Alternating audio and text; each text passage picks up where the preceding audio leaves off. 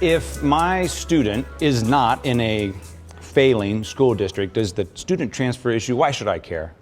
If the past 9 months has taught us anything, we are incredibly connected as a region, and this whole issue has shown us that.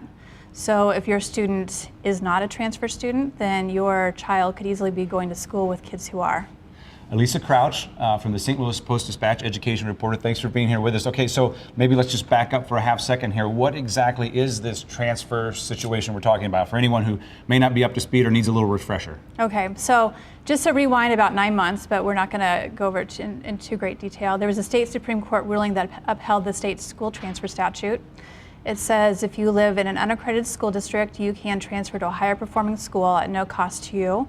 The sending district or the failing district must cover the costs of tuition and transportation. So your home district foots the bill to send you somewhere else. That's correct. And those costs are different in other districts. It may Right. cost them more to send them somewhere else than they would have spent on that student at home. Exactly, right. Okay, so where are we now? You say 9 months, nine months later. So now we have about 2,200 kids who have transferred out of the Normandy and Riverview Gardens school districts to about a couple dozen school districts throughout the region.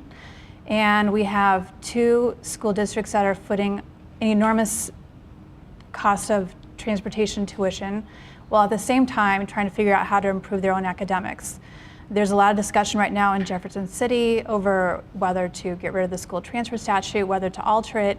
Meanwhile, you have the state education department considering various proposals on how to address struggling schools throughout the state. And when you say various proposals, who has proposals? Well, there's a consultant named C-Trust, which stands for the Cities for Education Entrepreneurship. They came out with a pretty drastic proposal. When I say drastic, it's a vast departure from where the state has been. On Monday, there is a proposal from a group of school superintendents, and a charter school organization has one. There are probably about 4 different proposals floating around. And just to back up for 1 second, you said the transfer students are going to a dozen or so or more schools. People may be a little surprised to hear that because in the news we hear so much about Francis Howell, right. Melville, Kirkwood. They are taking the majority of the students? They're taking the majority of the students. Those are the districts that Normandy and Riverview Gardens selected to send buses to.